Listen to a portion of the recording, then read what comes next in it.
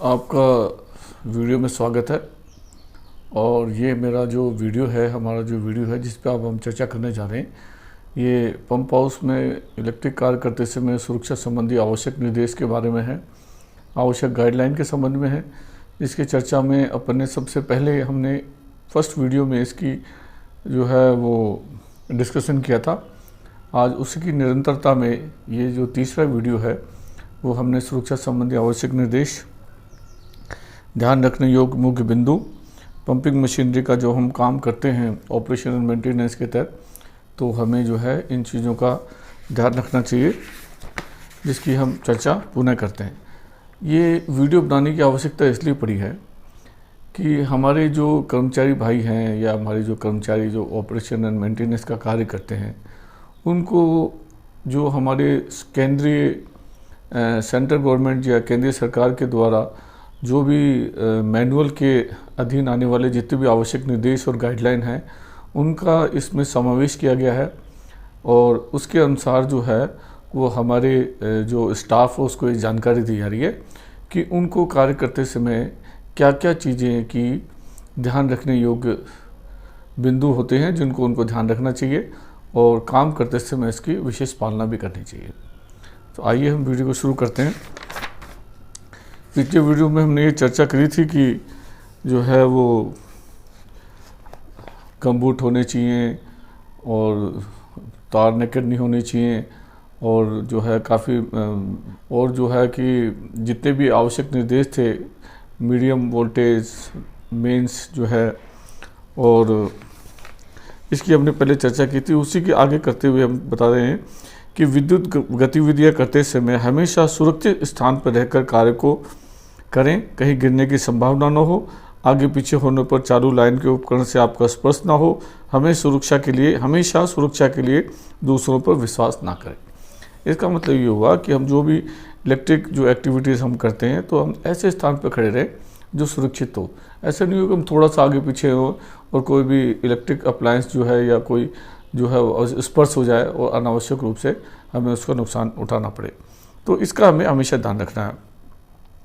सुरक्षा संबंध के लिए किसी भी दूसरे पर जो है विश्वास नहीं करना है।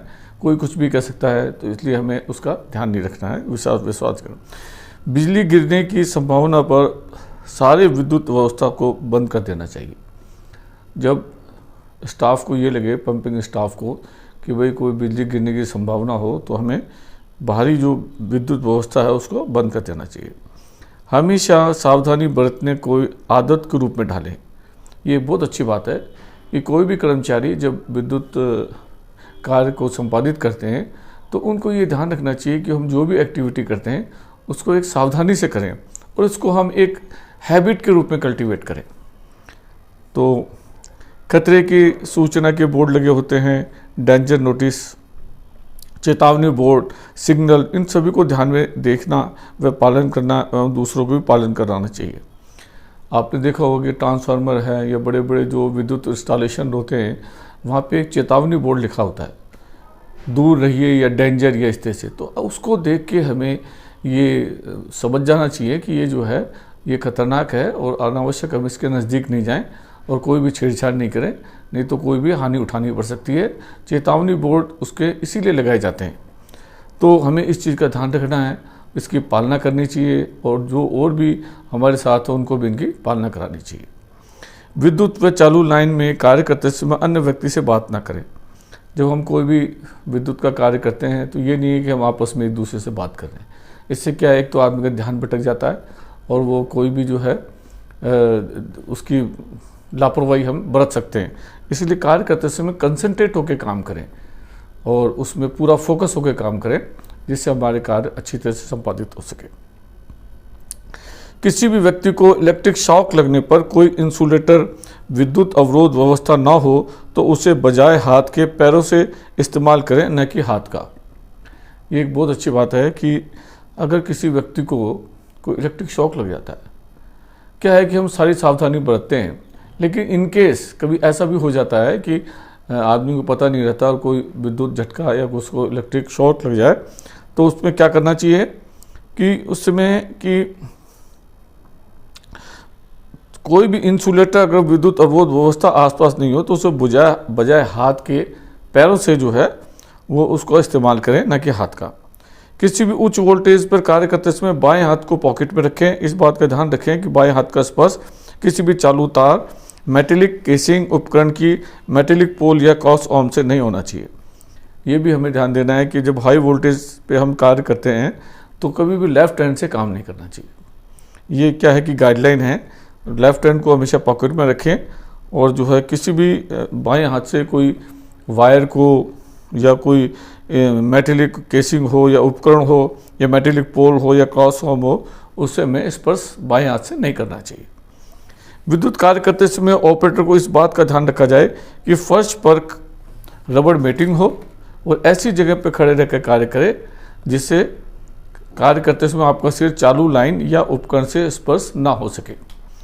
ये हमने पहले भी बताया था कि भाई जो भी है ऑपरेटर, जब ऑपरेटर काम करता है तो रबर मेटिंग पे खड़ा रख के जो है वो चीज़ों को ऑपरेट करे और इस ढंग से या ऐसी सुरक्षित जगह पे खड़ा होकर कार्य करे जिससे आगे पीछे होने पर किसी भी विद्युत जो इक्विपमेंट से उसका स्पर्श न हो और वो सुरक्षित रहे। इन सब चीज़ों को हमें जो है वो सावधानी बरतनी चाहिए। ये बहुत ही आवश्यक है, क्योंकि किसी भी हम हमारे स्टाफ से ये अपेक्षा करते हैं कि हम किसी भी तरह की इस तरह की एक्टिविटी में इन्वॉल्व नहीं हो जिससे कोई इलेक्ट्रिक शॉक लगे या कुछ और इस तरह की मानव जीवन पे किसी भी स्टाफ के खतरा पैदा हो। इसलिए अब इलेक्ट्रिक शॉक एवं प्राथमिक चिकित्सा, ये हमारा टॉपिक है अभी, कि हमारी लाभ सावधानियों के बावजूद भी कभी होनी हो जाती है, कोई विद्युत झटका लग जाता है तो इलेक्ट्रिक शॉक हो जाता है, तो उस समय हमें प्राथमिक चिकित्सा क्या करनी चाहिए ये हम आपको अभी बताते हैं कि विद्युत झटका या इलेक्ट्रिक शॉक लगने के उपरांत प्राथमिक चिकित्सा के लिए क्या क्या उपायों सुझावों को अमल में लाना चाहिए, उनका दिशा निर्देश प्रिंटेड करके कार्यालय स्तर पर लगाया जाना चाहिए जिससे वह सभी को दिखाई दे एवं स्थान एसेसिबल होना चाहिए। यह है कि अगर विद्युत इलेक्ट्रिक शॉक लगने पे जो है उसमें प्राथमिक चिकित्सा के क्या क्या निर्देश होने चाहिए और क्या क्या सुझाव होने चाहिए और उसकी जो दिशा निर्देश है वो प्रिंट करके पंप हाउस के अंदर एक ऐसे स्थान पर लगा देना चाहिए जहाँ पे आदमी आराम से उसको पढ़ सके। मुख्यतः विद्युत शॉक के उदाहरण में व्यक्ति को शॉक लगने पर क्षण भर के लिए सांसें रुक जाती है और वह बेहोश या अचेत हो जाता है। उसके दिल की धड़कन कमज़ोर हो जाती है। ऐसी परिस्थिति में जो सबसे आवश्यक कार्य है जो तत्काल ही किया जाना होता है वो ये है कि उस व्यक्ति को कृत्रिम ब्रीथिंग दी जाए और ये जब तक जारी रखें जब तक उस व्यक्ति की सांसें लेना शुरू हो जाए। लेकिन यदि व्यक्ति की सांसें ब्रीथिंग शुरू होने के बाद तत्काल कृत्रिम ब्रीथिंग बंद कर दी जाए तो वह पुनः अचेत हो सकता है। अतः कुछ केसेस में 6 से 8 मिनट तक कृत्रिम ब्रीथिंग देने की आवश्यकता होती है। तो इसका ये है कि जो भी किसी को अगर इलेक्ट्रिक शॉक लग जाए तो उसके क्या सिम्टम्स होते हैं, उसकी क्या सांसें रुक जाती है या बंद हो जाती है या वो एक्चुअली कम हो जाती है, वो बेहोश हो जाता है, अचेत हो जाता है, उसको होश नहीं रहता है और दिल की धड़कन जो है वो कमज़ोर हो जाती है। ऐसी परिस्थिति में हमें क्या करना चाहिए, घबराना नहीं चाहिए। पहली बात तो हमें धैर्य को धारण करना चाहिए और तत्काल ही उसको कृत्रिम ब्रीथिंग दी जाए और ये कृत्रिम ब्रीथिंग जब तक जारी रखी जाए जब तक वो पेशेंट जो है वो सांस लेना शुरू ना कर दे। और यदि व्यक्ति की सांस ब्रीथिंग शुरू हो जाए तो ये नहीं कि साहब आपने उसको तत्काल जो है कृत्रिम ब्रीथिंग बंद कर दी, नहीं, उस कृत्रिम ब्रीथिंग को जब तक हम जारी रखें जब तक वो पुनः जो है वो सांस लेना शुरू नहीं कर दे। ये कम से कम 6 से 8 मिनट तक कृत्रिम ब्रीथिंग देने की आवश्यकता होती है। ये एक बहुत जो है इम्पॉर्टेंट चीज़ है। तो अब आता है कृत्रिम ब्रीथिंग देना, यानी कि आर्टिफिशियली ब्रीथिंग जो है वो पेशेंट को देना होता है, उसके बारे में आपको बताते हैं। विद्युत शॉक की दुर्घटना होने पर सबसे पहले देखने वाले को विद्युत शॉक लगे व्यक्ति को चालू लाइन से अलग करना चाहिए।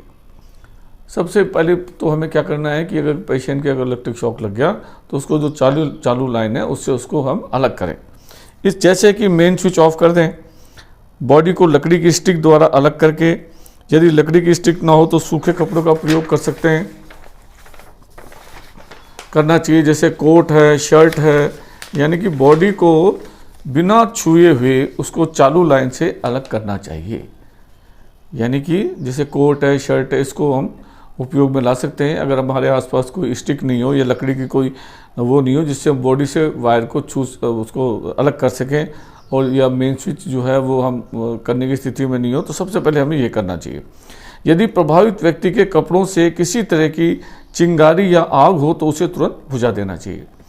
यदि कोई जो भी पेशेंट है उसको अगर कपड़ों में किसी तरह की कोई चिंगारी है या कोई स्पार्क है तो हमें उसको तुरंत ही बुझा देना चाहिए।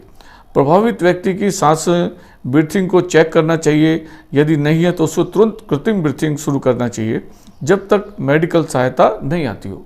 सबसे पहले हम क्या करेंगे, मेडिकल या उसको सूचना देंगे हॉस्पिटल में जो भी नियर बाई है इमरजेंसी में कि ऐसी ऐसी घटना हुई है। दूसरी, जब तक मेडिकल एड नहीं आ पाती तब तक हम उसको प्राथमिक चिकित्सा का जो उपचार करेंगे, जिसके तहत हम सबसे पहले हम क्या करेंगे, कृत्रिम ब्रीथिंग देंगे। हम देखेंगे कि उसकी जो बॉडी है वो उसकी जो सांसें हैं वो आ रही है कि नहीं आ रही है, वो अचेत हो गया है, और अचेत होने पर या कोई उसकी दिल की धड़कन कमज़ोर हो गई है, सांस लेना बंद हो गया है, इन चीज़ों को हम एग्जामिन करेंगे और उसके जब तक मेडिकल सहायता नहीं हो उसको कृत्रिम ब्रीथिंग देंगे। पेशेंट को तुरंत लेटा देना चाहिए जिससे उसके लंग्स पर जरा भी दबाव नहीं पड़े, जिससे कृत्रिम ब्रीथिंग देने के दौरान असुविधा ना हो।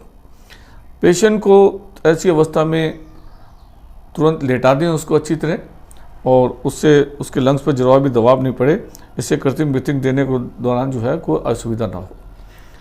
अब कृत्रिम ब्रीथिंग कैसे दी जाती है, कैसे करना चाहिए, ये हम आपको अगले वीडियो में बताएंगे। लेकिन इन चीज़ों का जो सार वो है वो यही है कि हमें सबसे पहले जब भी इस तरह की सिचुएशन को हमें फेस करना पड़े कि किसी को इलेक्ट्रिक झटका लग जाए या शॉक लग जाए, तो हम सबसे पहले उसको जो भी स्टिक से या लकड़ी की चीज़ से उसको चालू लाइन से उसको अलग करें, पृथक करें और उसको लिटा दें, और लिटाने के बाद उसको तुरंत चेक करें कि उसकी सांसें आ रही है या कम है या वो अचेत हो गया है, बेहोश हो गया है, तो हमें तुरंत जो है उसकी कृत्रिम ब्रीथिंग की व्यवस्था करनी होगी, जिससे मेडिकल सहायता जब तक नहीं आ जाए तब तक हमें उसको कृत्रिम ब्रीथिंग देनी होगी। तो ये चीज़ें जो है, और इससे पहले हमने अब काफ़ी चर्चा की थी कि सुरक्षा संबंधी जो भी आवश्यक निर्देश हैं उनकी कंप्लाइंस करनी चाहिए। तो साथियों, ये एक बहुत ही महत्वपूर्ण चैप्टर है, ये महत्वपूर्ण बिंदु है, ये गाइडलाइन है जो कि हमारी सुरक्षा के लिए बहुत ही आवश्यक है। अतः हम आशा करते हैं कि ये वीडियो आपके लिए बहुत लाभदायक सिद्ध होगा। पंपिंग स्टाफ या जो भी हमारे O&M साइट पे जो कर्मचारीगण काम करते हैं, हमारे O&M मैनेजर्स हैं, वो इस चीज़ों का विशेष ध्यान रखेंगे, इन चीज़ों को विशेष स्टडी करेंगे और हमारे स्टाफ को इसकी कैपेसिटी बिल्डिंग करके इन तक ये जो वीडियो है उनको पहुंचाएंगे और शेयर करेंगे, ताकि उनकी जो कार्य क्षमता में वो वृद्धि हो और उनकी लाइफ भी जो है वो सुरक्षित रहे। इसी आशा के साथ थैंक यू। ओके।